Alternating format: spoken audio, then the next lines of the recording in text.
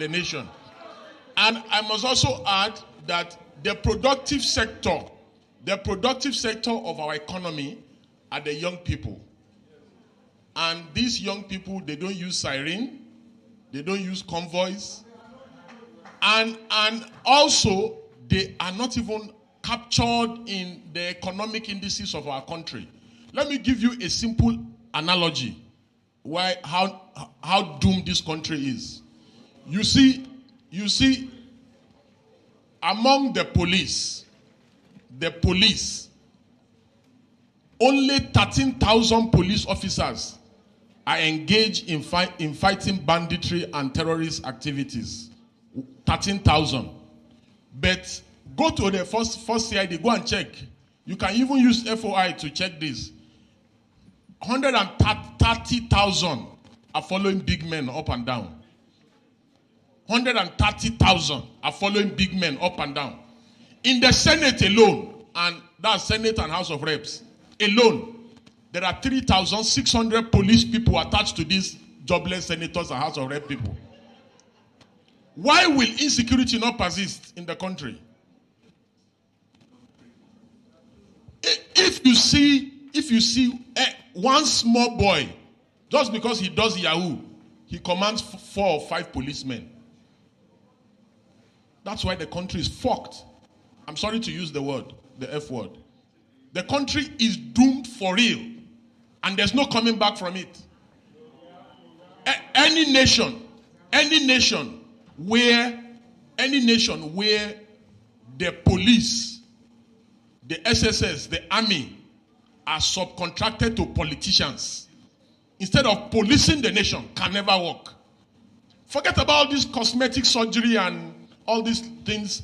And believe me, as we are here, I can assure you that there are more than 200 conferences going on in Abuja right now. Nothing comes out of these conferences. Absolutely nothing. If you go to Merit House, if you go to Transcorp, if you go to Sheraton, if you go to Ibro Hotel, even here, I think there are about 4 or 5 conferences going on here today. These are conferences, you print conference material, they do flyer, they do banner, we are wasting time in this country. Nigeria needs active citizens who will just wake up early in the morning on a faithful Wednesday or Thursday or Friday and occupy the entire nation and demand for reform and demand that these armed robbers, these buccaneers who are in the National Assembly, that they must stop stealing. A situation where you have the national budget, and 80% of the national budget is stolen. Is stolen. Blatantly stolen. And you expect me, you tell me that things can work. A situation where in a country, somebody stands in a church and says, lion carried him on his back. And people actually believe. People believe. So how do you want such a nation to work? And again, can you really blame them? You can't blame them because go and check all nations of the earth where governments have failed. People turn to God and religion. That's why you see people. Are you not surprised that Nigerians are calling on God of Israel? Israel is calling on Iron Dome for protection. So, having said that, it's also important to say that if not for social media, where will we have been able to see the Akpabios of this world that will tell citizens and insult them that while you are protesting, I'll be eaten? You know, if not for social media, how would we have seen Yabelo resisting arrest by EFCC? If not for social media, how will we have been able to see the First Lady fooling around planting something in her backyard, and that is the only way to develop an economy? If not for social media, how will we have been able to know the abracadabra of Dangote and the NMPC and all their wuru-wuru? If not for social media, how will we have been able to see the miracle of off your mic? You remember when the other man was accused of stealing 80-something billion naira, And he suddenly, immediately they started asking him questions in the National Assembly. He fainted.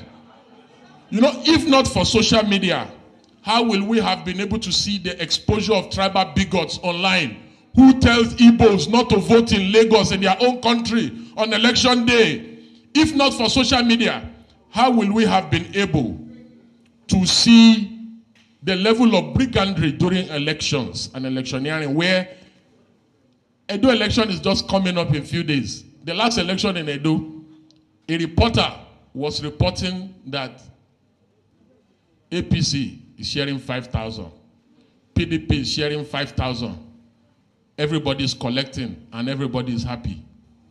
If not for social media, how will we have been able to see those unethical practices? Again, if not for social media, how will we have been able to see the young man from China who exposes corruption and skill, the lecturer from Kano, Dambelo, who is Tulumbu's friend? If not for social media, how will we have been able to see that? If not for social media, how will we have been able to see the APC national chairman, Gandola, stuffing his Babariga with dollars? This is what they want to regulate. Don't allow them to regulate social media. Social media remains the conscience of the citizenry. If not for social media, how will you have been able to know that they have renamed Nigeria Federal Republic of Rice?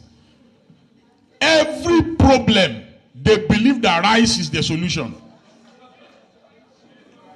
If not for social media, finally, I know my time is up, and I'm so sorry. If not for social media, how will we have been able to harness the power and the dynamism of the youth during End SARS, End Bad Governance, and other social changing events? Social media has become a tool of mobilization.